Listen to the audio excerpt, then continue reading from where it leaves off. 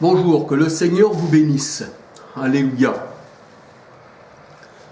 Aujourd'hui, je voudrais vous parler de certaines, comment dirais-je, assemblées.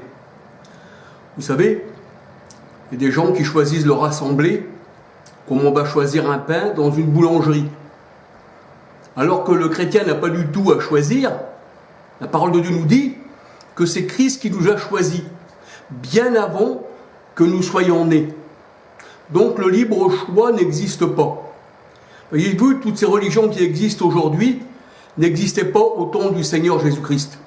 Le Seigneur Jésus-Christ n'a pas dit, voici, vous attendrez qu'il y a quelques religions, protestantistes, assemblées de Dieu, témoins de Jéhovah, musulmans, bouddhistes, vous croirez en cela, vous choisirez parmi cela, et ensuite vous serez sauvés. Non. Là, ça vient du choix de l'homme. Mais la parole de Dieu, elle dit, malheur à l'homme qui se confie dans un homme. Mais heureux celui qui se confie dans l'Éternel. Alléluia. Alors c'est vrai, choisir sa religion, comme je le dis aussi dans d'autres études, ça serait un peu aussi choisir, eh bien, sa vie spirituelle à la roulette russe. Il faudrait tomber sur la bonne. Et vous savez, la parole de Dieu nous dit, dans Romains 9, 9, le Seigneur nous dit, eh bien qu'on a été choisi bien qu'avant que l'on soit né. Il dit même, j'ai choisi Jacob, j'ai haï Ésaü, bien avant qu'il soit né, bien avant qu'il fasse le bien et le mal. Et le Seigneur dit, c'est pour vous prouver par là que je choisis, moi, celui qui m'appartient, sans pour cela qu'auparavant il ait pu connaître le bien et le mal. Voyez-vous? Donc ça veut dire que le choix ne vient pas du bien qu'on aurait fait ou du mal qu'on aurait fait, mais le choix vient de Dieu. Alléluia. Et partout dans la parole de Dieu, nous voyons que c'est Dieu qui fait le choix. Comme il a choisi ses 12 apôtres. Il leur disait même, ce n'est pas vous qui m'avez choisi, mais c'est moi qui vous ai choisi. Voyez-vous? Donc on ne choisit pas sa religion. Celui qui a choisi sa religion, il a mis sa confiance en lui-même, dans ses propres pensées, et il dit, voici la religion que je veux. Mais ça, ce n'est pas la religion du Christ. Parce que toutes ces religions-là sont venues bien après. Alors c'est pour ça, aujourd'hui, je voudrais vous parler des religions. Comme la religion de vie et lumière. Vous savez, le Seigneur était juif, ses disciples étaient juifs. Et dans Jean 4, 22, il nous dit, le salut vient des juifs. Et la parole de Dieu nous dit, vous païens, autrefois, eh bien, vous étiez sans Dieu. Vous étiez, c'est-à-dire éloignés de toutes les promesses faites à Israël. Mais vous avez été greffés sur l'olivier naturel d'Israël. Alléluia. Donc ça veut dire que si on est greffé sur l'olivier naturel d'Israël et que nous avons pour père Abraham, cela veut dire que nous sommes juifs. Puisque Abraham était juif. Quelqu'un qui a un père qui est juif, eh bien, il est juif. Alléluia. Et le salut vient des juifs. Et dans Romains 2, 27, 28, nous dit que le vrai juif, ce n'est pas celui qui fait des ablutions, des sacrifices, qui est resté sous la loi de Moïse, que le Seigneur il a détruit le temple, cette loi-là n'existe plus. Romains 10, 4, Christ est la fin de la loi. Mais le vrai juif, c'est celui qui est circoncis dans le cœur. Ça se trouve au niveau de la pensée. C'est pour ça que le Seigneur Jésus-Christ disait d'ailleurs à Pierre, arrière de moi Satan. Voyez-vous, Satan veut dire simplement adversaire. Arrière de moi Satan. Parce que tes pensées ne sont pas mes pensées, mais ce sont les pensées des hommes. Voyez-vous? Donc la pensée de l'homme, c'est Satan, c'est l'adversaire. Ça ne désigne pas un ange déchu qui rentrerait en nous, parce qu'il n'y a rien en nous qui puisse rentrer, qui puisse nous souiller, qui dit le Seigneur. Mais c'est ce qui sort du cœur qui nous souille, voyez-vous. Le Seigneur dit, il n'y a rien du dehors qui puisse vous souiller. Non, non, mais c'est ce qui sort du cœur. C'est là que vient du cœur les adultères, les mauvaises pensées. Et quand on est, eh bien, c'est-à-dire quand on est purifié dans le cœur, c'est pour ça que le Seigneur dit, les cœurs purs verront Dieu. Eh bien, ça veut dire que c'est là que le Seigneur fait sa nouvelle alliance. Il ne le fait plus au niveau de la chair, parce qu'Abraham, il fallait qu'il fasse toutes sortes de choses charnelles, comme la circoncision, c'était charnel. Mais le Seigneur dit maintenant, c'est plus ce qui rentre. Avant, il fallait se préserver de manger des choses impures, de se mettre dans une situation, eh bien, que c'était très dur à porter. Même la parole de Dieu nous le dit. Même les disciples disent, on ne va pas donner aux païens des choses que nous-mêmes on n'a pas pu porter. Donc on va juste leur dire de s'abstenir des animaux étouffés et de la débauche. On ne leur met pas d'autre charge. Ça veut dire que la loi de Moïse, dans toute sa grandeur, eh bien, elle a été annulée. Malachie 4.4, Éphésiens 2.15. Voyez-vous, ça a été annulé. Romains 10.4 nous dit que Christ est la fin de la loi. Et la parole de Dieu nous dit dans Galates 5, verset 4, vous êtes déchus de la grâce, vous qui voulez rester sous la loi. Mais la loi, c'était pour qui? Comme les baptêmes sous la loi, comme Jésus a été baptisé sous la loi. Voyez-vous, Jésus a été baptisé par Jean-Baptiste, mais sous la loi. Et même Jean-Baptiste, quand il baptisait ceux qui venaient à lui, eh bien, il disait, moi je vous baptise d'eau, mais lui, il vient après moi. Donc quand il venait après, ça veut dire que c'était encore la loi. Parce que Christ, c'est la fin de la loi pour tous ceux qui croient. Alléluia. Donc, je voulais vous parler de toutes ces sectes, de toutes ces choses qui ne sont pas la gloire de Dieu. Vous savez que la doctrine de vie et lumière, la doctrine d'Ogien, eh bien, ça vient du catholicisme. Et c'est vrai, ça vient du catholicisme. Et notre vie est en jeu. C'est pour ça qu'il faut savoir où on va mettre les pieds. Parce que notre vie est en jeu. C'est le Seigneur, il dit, veille sur la voie sur laquelle tu marches. Veille dessus. Mais il y en a qui s'en foutent, ils ne veillent pas. Et même si on leur parle aujourd'hui, ça leur rentrera dans une oreille, ça ressortira dans l'autre. Alléluia. Donc le Seigneur dit, le salut vient des Juifs. Et vous avez été greffés sur l'olivier naturel d'Israël. Et vous avez pour père Abraham le Juif. Alléluia. Voyez-vous? Et le Seigneur a dit des Juifs convertis à lui et des païens convertis. Le Seigneur a dit, j'ai fait un seul peuple. C'est pour ça qu'il dit que le vrai Juif, eh bien, c'est pas celui qui l'est dans la chair. Ça, c'est la chair, c'est Israël selon la chair. 1 Corinthiens 10, 18. Ça, c'est Israël selon la chair. Mais l'Israël de Dieu, comme Paul le dit, eh bien, c'est la céleste. C'est celle qui descend d'en haut, la nouvelle Jérusalem. Parce qu'aujourd'hui, il y a des gens qui vont à Jérusalem ici, mais ça, c'est devenu Agar. C'est devenu, on va dire, l'Arabie. C'est pas moi qui le dis. Ah non. Galates 4, 21 à 31. Le Seigneur dit que, eh bien, la Jérusalem actuelle, c'est devenu l'Arabie. C'est Agar avec ses enfants, elle est esclave. C'est ceux qui font la guerre à ceux qui sont nés de l'esprit. Voyez-vous? Mais tandis que la nouvelle Jérusalem, eh bien, on n'y rentre pas par la chair, parce que la chair et le sang, on n'hérite pas du royaume des cieux. Mais on y rentre par l'esprit, alléluia. Parce que c'est pour ça que le Seigneur dit, nul impur n'y rentrera. Donc nous voyons que toutes ces religions, faites de main d'homme et choisies par les hommes, parce que notre choix ne vient pas de nous, le choix vient de Dieu. C'est moi qui vous ai choisi et qui vous ai établi, qui dit le Seigneur. Et je suis venu rassembler mes enfants en un seul corps. Quand Jésus est venu, eh bien, l'évangile, elle était faite pour rassembler son troupeau en un seul corps. C'est pour ça qu'il dit, j'ai pris le bon grain, je l'ai mis eh bien, dans mon grenier et j'ai foutu le feu à la paille. C'était une séparation. Jean 11, 52. Alléluia. Mais la parole de Dieu nous dit, dans le psaume 23, l'Éternel est mon berger. Et vous savez que Jésus est le bon berger. Eh oui, le Seigneur il le dit, dans Jean 10, 16, le bon berger donne sa vie pour ses brebis. Dans l'Ancien Testament, il est dit, l'Éternel est ma lumière. Jésus, il dit, je suis la véritable lumière venant dans le monde. Alléluia. Dans la parole de Dieu, encore, on peut retrouver, eh bien, que l'Éternel est mon roi. Le roi des rois, et Jésus le dit, et la parole de Dieu le dit. Voici Israël, ton roi vient à toi, fille de Sion, monté sur un âne, le petit d'une ânesse. Alléluia. Tout l'Ancien Testament, comme Ésaïe 44, verset 6, je suis le premier et le dernier, dit l'Éternel. Et pourtant Jésus, il dit qu'il est l'alpha et l'oméga, le premier et le dernier. Apocalypse 1, 7, 8. Voyez-vous, il n'y a pas de premier ni de dernier dans la parole de Dieu, il n'y en a qu'un seul. Et donc Colossiens 1, verset 18, Jésus nous dit, Colossiens 1, 18, la parole de Dieu nous dit que Jésus, il est le premier en tout. Donc il n'est pas comment on va dire, le Père, Fils, il n'est pas la deuxième personne d'une trinité égyptienne catholique. Alors c'est vrai, il y a certaines personnes qui parlent de ça. Ils sont contre la Trinité. C'est bien, alléluia. Mais il faut se dire aussi que si on dit que Jésus n'est pas Dieu, c'est l'esprit d'Antichrist. Il rejette à la fois le Père et le Fils. 1 Jean 2, 22, 23. La parole de Dieu a dit celui qui a le Fils a aussi le Père. Celui qui n'a pas le Fils n'a pas non plus le Père. Et la parole de Dieu nous dit encore en plus, dans Jean 10, 30, alléluia, moi et le Père, un. Jésus n'a pas dit moi et le Père, deux.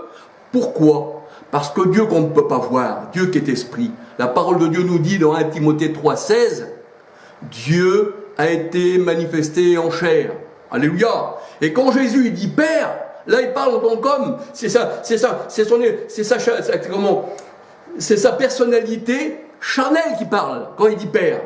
Alléluia. Quand Jésus mange, eh bien ça veut dire que là c'est encore sa qualité charnelle, en tant qu'homme il mange.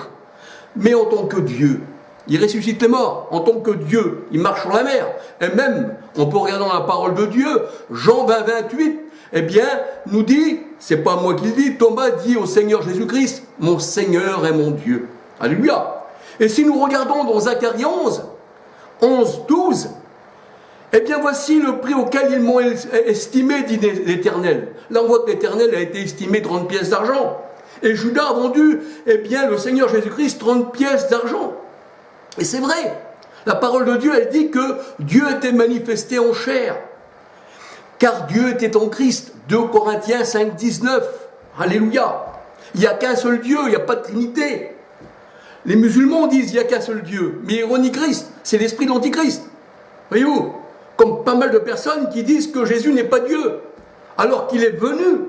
Je suis l'Éternel, hors de moi il n'y a pas de Dieu, alléluia. Dieu fait tout. Et la parole de Dieu nous dit que si on l'a connu comme cela, Christ, maintenant on ne le connaît plus comme ça. 2 Corinthiens 5, 16. Maintenant on le connaît par l'Esprit. Pour ça que dans la parole de Dieu, il nous est dit, dans Jean 14, 17, c'est pas moi qui parle, c'est le Seigneur Jésus-Christ. Il dit l'Esprit qui est à côté de vous, qui dit à ses disciples, ne sera plus à côté de vous, mais il sera en vous, alléluia. Et la parole de Dieu nous dit qu'à la Pentecôte, Christ est revenu par l'Esprit, en nous. Et Romains 8, 9 nous dit, celui qui n'a pas l'Esprit du Christ ne lui appartient pas. Et 1 Pierre 1, 10, 11 nous dit que les prophètes de l'Ancien Testament, eh bien, ils avaient l'Esprit du Christ en eux. Alléluia. C'est pour ça que la parole de Dieu nous dit que Dieu est l'Esprit des prophètes. Alléluia. Gloire au Seigneur. Alors c'est vrai que je tiens à le dire, c'est une religion d'État trinitaire. Les personnes veulent vous convertir, eh bien, à la Trinité. Alors que non, on devrait plutôt se convertir à la parole de Dieu aux Juifs. Parce que le Seigneur dit, selon l'Esprit, pas selon la chair, le salut vient des Juifs. Alléluia. Maintenant, le Seigneur a dit, si vous voulez passer par une autre porte, eh bien, vous êtes des brigands. Parce que le brigand passe par la porte. Il enfonce les portes, il passe par les fenêtres. Il va à toute fin rentrer. Mais il ne veut pas passer par le sacrifice et il ne veut pas passer par l'olivier naturel qui est Israël. Alléluia. Demandez à un rabbin s'il y a 3 dieux, si le Dieu à 3 têtes, le Dieu Tryphon, eh bien, il existe. Non, c'est une mythologie. Et d'ailleurs, on le voit dans la parole de Dieu que les démons n'existent pas. Regardez dans Apocalypse 12, verset 3. Eh bien, c'est cette bête avec les cornes. Et oui, avec ces diadèmes sur la tête, la parole de Dieu dit, et bien que ça, les têtes, tout ça, les cornes, tout ça, ça représente des rois. Eh oui. Apocalypse 17, 11. Apocalypse 17, 9 à 11. Voyez-vous, ce sont des rois qui représentent le dragon. Et le dragon, eh bien, ça représente quelque chose de mythique. Quelque chose qui n'existe pas, c'est plutôt un symbole. Mais quand Jésus a été, permettez-moi de vous le dire, eh bien, tenté au désert, il n'a pas été tenté par une bête à 3 têtes, un Tryphon, non. Mais il a été tenté par sa propre chair. Et oui, c'est pour ça que le Seigneur il dit que la chair a des choses contraires à l'esprit. Voyez-vous, ça c'est l'homme charnel. C'est ça le Tryphon, c'est l'homme charnel. Mais le Seigneur Jésus, il n'était pas pris d'un bestiau, d'un Tryphon à 3 têtes. Il ne serait pas rentré en lui, voyez-vous. Et il lui aurait pas posé, ce Tryphon, eh bien, toutes les richesses du monde. Parce que la parole de Dieu dit que c'est encore Dieu, eh bien, qui rend riche ou qui rend pauvre. C'est Dieu qui élève, mais c'est Dieu qui abaisse. C'est Dieu qui bénit, mais c'est Dieu qui maudit. Le Seigneur a dit, j'ai même fait le méchant pour le jour du malheur. Voyez-vous. Et même ceux qui se disent, eh bien que les nations du monde, en eux il y avait un démon, alors le Seigneur il dit pas ça. Le Seigneur dit je me suis servi des nations, au contraire, pour accomplir mes plans. Mais ces nations-là, c'était contre moi, mais sans le savoir, ils ont accompli mes plans. Voyez-vous, même Judas, il disait au Seigneur Jésus-Christ, j'ai le pouvoir de te crucifier, mais aussi le pouvoir, eh bien, de te lâcher. Mais le Seigneur, il dit, tu n'aurais aucun pouvoir sur moi s'il ne t'avait été donné d'en haut. Voyez-vous, et là, pourtant, on aurait pu dire que Pilate, il avait un démon en lui. Et la parole de Dieu nous dit que toutes les nations, aussi bien Juda, il a accompli ce que Dieu voulait de lui. On peut regarder dans Acte 1, verset 16. Le Saint-Esprit montrait par là, montrait à l'avance que Judas, il devait accomplir les desseins de Dieu. Alléluia. Et dans Acte 13, 27, 28, 29, nous dit que toutes les nations, quand ils ont crucifié Christ, qui se sont partagés au sort sa tunique, quand ils l'ont percé sur le côté, quand ils ont percé les mains, Acte 13, 27, 28, 29 nous dit que toutes les nations ont accompli toutes les Écritures au sujet de Jésus-Christ. Voyez-vous, les nations n'étaient pas pris d'un démon, sans le savoir, ils ont accompli ce que le Seigneur voulait d'eux. Alléluia. Alors c'est pas trop là le sujet, mais que le Seigneur vous bénisse. Le sujet, c'est que c'est vrai ce que certaines personnes disent, mais il y a du bon, mais des fois il y a du mauvais. Le Seigneur a dit retenez ce qui est bon. Moi aussi avant, je faisais partie des sectes. Je faisais partie aussi, j'avais pas de carte de membre, rien du tout, mais je pensais que vie et lumière, c'était quelque chose. Je dis oui, c'est sûrement là, parce que, comme on vient au Seigneur, on est comme un enfant. Vous savez, un enfant, il ne sait pas trop quoi faire, mais que le Seigneur, il dit, on ne reste pas toujours enfant, et on donne de la nourriture solide aux hommes. Et là, le Seigneur, il dit, vous n'avez pas reçu du lait frelaté, mais un lait consistant, vous savez, un lait qui nous donne envie de grandir, alléluia. Et c'est ce lait spirituel qui nous fait grandir. Maintenant, il est vrai que Constantin, Rome, tout ça, nous voyons une Louvre. Une Louvre. Vous savez, c'est le symbole, pour ça que le Seigneur a dit les loups. Ce sont des loups à l'intérieur, ils se déguisent en brebis. Rome, elle est habillée en brebis, mais c'est un loup. Et ce loup-là, c'est le symbole de Rome, de la grande prostituée. Et vous voyez, sous les mamelles, deux jumeaux, Romus et Romulus, ce qui nous donne, protestantisme, catholicisme. C'est les deux mêmes religions. Et même, on voit des fois des gens, même ceux qui se disent pasteurs protestants, ils ont encore le petit col blanc là qui dépasse. Et aujourd'hui, si ces pasteurs-là, même de Vie et Lumière, ils devraient vraiment, parce qu'ils font partie des protestants, ils font partie de Rome, ils devraient s'habiller encore à la mode romaine avec le petit col blanc. Aujourd'hui, c'est comme un gendarme, il n'est pas toujours habillé dans ses fonctions. Mais si ça devait revenir, il sera habillé exactement comme le curé du coin. C'est pour ça que je dis, moi, s'il y a une personne, excusez-moi, je ne critique pas les gens, au contraire, que le Seigneur vous bénisse. Et si on parle, c'est pour que le Seigneur nous donne la vie éternelle, pour pas qu'on soit dupé par les hommes. Si vous voulez faire des études sur la Trinité, allez à Rome. Ou alors à l'église la plus proche de chez vous, ou c'est qu'il y a un enseignement catholique, parce que c'est le même enseignement, voyez-vous. Moi, j'entends certaines personnes qui disent que Jésus n'est pas Dieu. Je ne suis pas d'accord avec eux. Je suis d'accord pour certaines choses, parce qu'il y a des bonnes choses. Et ça, c'est très bien qu'il y ait des gens qui se réveillent comme ça. Mais il y a des choses aussi qui ne sont pas la gloire de Dieu. Alors je tiens aussi à le dire, parce que Jésus est Dieu, alléluia. La parole de Dieu, elle dit, Dieu s'est manifesté en chair. Et la Bible, elle dit, dans 1 Jean 5, 19, Dieu nous a donné l'intelligence pour connaître le véritable. Et nous sommes dans le véritable en son Fils Jésus-Christ. C'est lui le Dieu véritable et la vie éternelle. Alléluia. Voyez-vous, Jésus vivait par le Père, c'est-à-dire par le Saint-Esprit, parce que cet enfant vient du Saint-Esprit. Cet enfant a été conçu du Saint-Esprit, donc le Saint-Esprit, donc le Père. Et Job 33, verset 4 nous dit, c'est Job qui le dit, l'Esprit de Dieu m'a créé.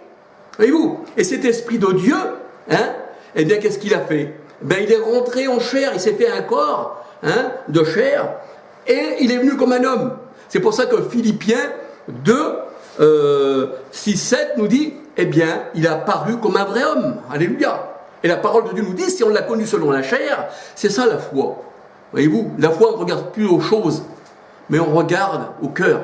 C'est pour ça que le Seigneur a dit, convertissez-vous, convertissez vos cœurs, parce qu'il ne regarde pas l'apparence. On peut avoir une vilaine apparence. Des fois, on n'arrive pas trop à parler. Mais si le Seigneur nous pousse à parler, on va parler. On va même parler au cœur de Rome. Même si on va mourir, mais on le fera. Même si on est seul. Parce que le Seigneur, c'est un petit troupeau, une petite porte. Tandis que la Trinité catholique et protestante, c'est les deux plus grandes portes du monde. C'est là où il y a le plus de gens. Ils sont en foule dans la maison de la grande prostituée, qui dit le Seigneur, dans Jérémie 5, verset 7. Mais le Seigneur a dit, efforcez-vous d'entrer par cette petite porte. Mais cette petite porte-là, c'est un petit troupeau, parce qu'il y a beaucoup d'appelés, mais peu d'élus, mais il y en a peu qui passent par là. Voyez-vous, mais dans ces religions que le monde s'est formé, il y en a de jour en jour, et ça afflue. Et il y a même le temple solaire, où les gens se meurent et se tuent eux-mêmes, parce que leur gourou vous avait dit, vous vous tuez, et ils vont se tuer. Mais quand le Seigneur il dit, moi je suis venu, il dit le Seigneur, eh bien on ne m'a pas écouté. Mais il y a quelqu'un qui viendra en son propre nom, comme Constantin, là il y aura du monde. Un gourou, il y aura du monde. C'est forcément comme les chanteurs qui chantent le rap. Voyez-vous, il y a du monde de partout. Voyez-vous, parce que les gens sont pris comme ça. Regardez, vous prenez l'église catholique, c'est la pédophilie, c'est des idoles, c'est tout ça. Est-ce que de ça, il peut sortir quelque chose de bien? Mais non, il ne peut rien sortir de bien. Si vous êtes rattaché à la prostituée, vous ne formez plus qu'une seule chair avec elle. Et le Seigneur, il dit, eh bien, vous avez part à ces fléaux. Sortez de rien. Sortez du catholicisme. Sortez de tout. Il fallait que Paul sorte des pharisiens. Tant qu'il était dans la secte pharisienne, il dit, j'agissais par ignorance. Mais quand celui qui a jugé bon le jour venu de me mettre à part, parce que j'étais destiné dans le sein de ma mère à le servir, il respirait encore le meurtre, Paul. Dans Acte 9, lisez tout Acte 9, il respirait encore le meurtre contre l'église du Seigneur, voyez-vous. Il y en a qui diraient aujourd'hui, il faut qu'il y ait un ancien qui le suive celui-là, parce qu'il respire le meurtre, il n'est pas encore trop bon. Mais là, le Seigneur, il lui dit, Saul, tu me persécutes. Saul dit, mais Seigneur, que veux-tu que je fasse, mon Dieu, que veux-tu que je fasse? Voici Paul, Saul, et ensuite Paul. Eh bien, tu seras mon témoin devant des rois, devant des foules et des nations, alléluia. Et Paul, il dit, j'agissais par ignorance. Et quand Paul est sorti des sectes, de la secte pharisienne, il est tombé comme des écailles de ses yeux. Et là, il a vu clair. Là, il n'y avait plus de gourou qui disait, fallait que tu marches comme ci, comme ça, que tu fasses ci, que tu fasses ça. C'est ça, être libre. C'est de sortir des sectes. Voyez-vous, le Seigneur n'a jamais dit, il y aura des sectes qui vont se former, on va leur donner des noms, la Sainte Trinité, le Saint Couvent, la Sainte Bernadette, faut aller à Lourdes, faut aller ici, faut aller à Julien. Non, non, non. Ça, c'est pas bon. Non. C'est le Seigneur qui te choisit. Tu n'as pas de libre choix. Même les nations n'avaient pas de libre choix. Ils ont accompli ce que se lisait dans la parole de Dieu, dans les prophètes, dans les psaumes, dans la loi de Moïse. Et quand ils ont pris le Seigneur et qu'ils l'ont mis en croix, qu'ils l'ont massacré, on va dire.